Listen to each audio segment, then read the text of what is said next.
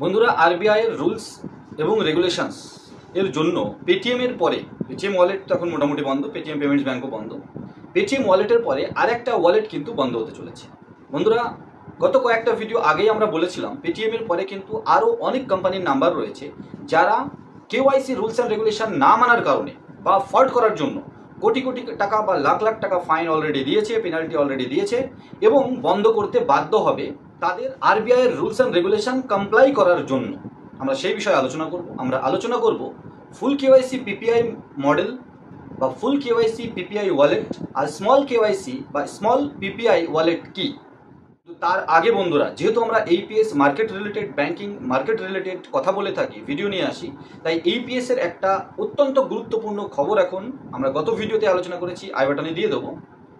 1 টাকা প্রায় 94 পয়সা প্রত্যেক দিন এর শুরুতেই আপনাকে কিন্তু এনপিসিআই বা ব্যাংকে দিতে হবে। কিসের জন্য? 2 ফ্যাক্টর অথেন্টিকেশন আপনি করছেন, আপনি ব্যবসা করতে চাইছেন তার চার্জ হিসাবে। তার মানে মাসে প্রায় 30 টাকা। দিনে যদি আপনার ক্ষেত্রে 1 টাকাও হয়ে থাকে, এই সমস্ত কোম্পানি আরবিআই এনপিসিআই মান্যতাপ্রাপ্ত কিছু লাখ হতে পারে বা কিছু কোটি হতে পারে এজেন্ট আছে যারা প্রত্যেক দিন সকালে কিন্তু 2 ফ্যাক্টর অথেন্টিকেশন করেই ট্রানজ্যাকশন করবে। আর সেই কত লাখ টাকা বা কত কোটি টাকা প্রত্যেক দিন সকালে ব্যাংকের খাতায় জমা পড়বে বা এনপিসিআই এর কাছে যাবে। এটা ভালো বা মন্দ, আরও সময় আছে, এখনও প্রচুর সময় আছে। কতদিন চলবে, কতদিন চালানো হবে, তারপরে বন্ধ করবে কিনা আবার, কারণ সার্ভার মেনটেনেন্স বা 2 ফ্যাক্টর অথেন্টিকেশন চালানোর জন্য প্রত্যেক দিন সকালবেলা কিছু লক্ষ টাকা বা কিছু কোটি টাকা প্রয়োজন। এটা বোধহয় সাধারণ বুদ্ধিতে কারোর হিসাবের মধ্যেই আসবে না। তারপরে যদি আপনি একটা পোর্টালের জায়গায় মাল্টি পোর্টাল ইউজ করে থাকেন, মানে 1, 2, 3টে পোর্টাল আছে আপনার কাছে আইডি, এবং প্রয়োজনে আপনি কোনো একটা দিন যদি 3টে পোর্টালেই লগ ইন করতে চান, 4টে পোর্টালেই লগ ইন করতে চান, তখন সেই প্রত্যেকটা পোর্টালেই তো আপনি প্রথমবার 2 ফ্যাক্টর অথেন্টিকেশন করছেন। তার মানে 3, 4, 5 টাকা কি আপনার কাছ থেকে কাটতে পারে? কারণ প্রত্যেকটা কোম্পানির ক্ষেত্রেই তো 2 ফ্যাক্টর অথেন্টিকেশন প্রথমবারই হবে।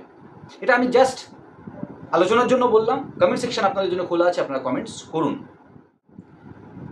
বন্ধুরা, সমসাময়িক কিছু ঘটনা থেকে আমরা এটা আলোচনা করতেই পারি বা এটা আলোচনা করার জায়গা রয়েছে। এই যে ইলেকটোরাল বন্ড, এর এত টাকার ঘাপলা কিন্তু ধরা পড়েছে, সুপ্রিম কোর্ট মাঝখানে চলে এসে ধরা পড়েছে। তো খরচ তো কোথাও না কোথাও হয় যে কোনোভাবেই। ইলেকটোরাল বন্ড আলটিমেটলি পার্টি ফান্ডে দেওয়া চাঁদা, নাকি সেইটা সামনে চলে আসাতে অন্য কোনো স্কিম করে বা অন্য কোনো মাধ্যমে, সরকার বলুন পার্টি বলুন, কোনো না কোনো মাধ্যমে টাকার প্রয়োজন, সেইটা তোলার একটা চেষ্টা তো নয়? কমেন্ট সেকশন আপনাদের জন্য খোলা আছে, কমেন্টস করতেই পারেন। আর এই পারসেপশন থেকে বলতে বোধহয় বাধা দেওয়ার কেউ নেই, কেস করবেন না প্লিজ। সব কিছুই তো এখন রিসাইকেল, আশেপাশেই তো সব ঘোরাঘুরি করছে, সরকার, দেশ, এনপিসিআই, আরবিআই, ব্যাংক, কোম্পানি, সবাই সবার ভালো মন্দ দেখে। তো এই 1 টাকা করে বা যদি 4টা 5টা পোর্টাল থাকে, মাল্টি পোর্টাল থাকে, সেই প্রত্যেকটা টাকা, প্রত্যেকটা ট্রানজ্যাকশনের পরে সেই টাকাটা, এত টাকা কি আদৌ 2 ফ্যাক্টর অথেন্টিকেশন চালানোর জন্য প্রয়োজন, নাকি অন্য কোনো খাতে ইউজ হবে? সেটা ব্যাংকিং, এনপিসিআই, আরবিআই, ব্যাংকের মধ্যেই সীমাবদ্ধ থাকবে, নাকি কাউকে সাহায্য করতে হবে? কমেন্ট সেকশন আপনাদের জন্য খোলা আছে। এইপিএস নিয়ে কথাটা বলার দরকার ছিল, সেই জন্য এইপিএস আমি সাবধানে লিখেছি। আপনারা কমেন্টস করে কিন্তু করিয়ে দিন। বন্ধুরা, এবার আমরা কিছু স্ক্রিনশট দিয়ে আলোচনা করার চেষ্টা করব, সাথে সাথে এটা বলার চেষ্টা করব কেওয়াইসি কমপ্লাই না করার জন্য, কেওয়াইসি রুলস না মানার জন্য এই ধরনের ওয়ালেট, পেটিএম বা ওয়ালেটের মতো এইপিএস কোম্পানিও কিন্তু প্রচুর লাখ লাখ টাকা ফাইন দিয়েছে। সেই ফাইনটা চার্জব্যাক হিসাবে, হয়তো আরবিআই বা এনপিসিআই ডাইরেক্ট নেয়নি, কিন্তু চার্জব্যাক হিসাবে কোম্পানিকেও দিতে হয়েছে। তাই কেওয়াইসি কমপ্লাই করার জন্য বা কেওয়াইসিকে কড়া করার জন্য 2 ফ্যাক্টর অথেন্টিকেশন আনার থেকে শুরু করে ফিজিক্যাল ভেরিফিকেশন থেকে শুরু করে সমস্ত কিছু মানতে হয় RBI NPCI rules and regulation হিসাবে। আর এই ওয়ালেটগুলো, পিপিআই ওয়ালেটগুলো যেহেতু ডাইরেক্ট আরবিআই এর আন্ডারে, তো আরবিআই যখন দেখে কেওয়াইসি কমপ্লাই করছে না, কেওয়াইসি রুলস অ্যান্ড রেগুলেশন মানছে না, তখন কিন্তু তাদের উপরে পেনাল্টি করে।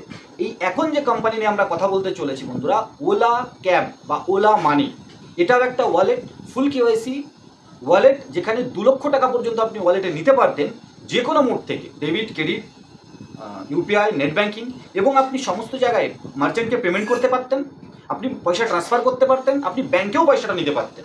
এই সমস্ত জায়গা মিলিয়ে খানিকটা মানি লন্ডারিং হিসাবে পেটিএম এর মতো মনে হয় এখানে কেওয়াইসি নিয়ে কোনো প্রবলেম হয়েছে, যার জন্য আরবিআই এদেরকেও পেনাল্টি লাগিয়েছিল বড় আকারে। স্ক্রিনশটে আপনারা দেখতে পাচ্ছেন Ola money wallet will stop working from 1 April 2024 if you don't do this check details. আপনি যদি এই কাজটা না করেন ওলা মানি ওয়ালেট কিন্তু 1 এপ্রিল 2024 থেকে কাজ বন্ধ করে দেবে। OLA money announced that it is entirely switching to small PPI prepaid payment instrument। বন্ধুরা এখানে ফুল কেওয়াইসি পিপিআই ওয়ালেট আর স্মল কেওয়াইসি পিপিআই ওয়ালেটের মধ্যে পার্থক্য আমরা স্ক্রিনশট দিয়ে আলোচনা করার চেষ্টা করব।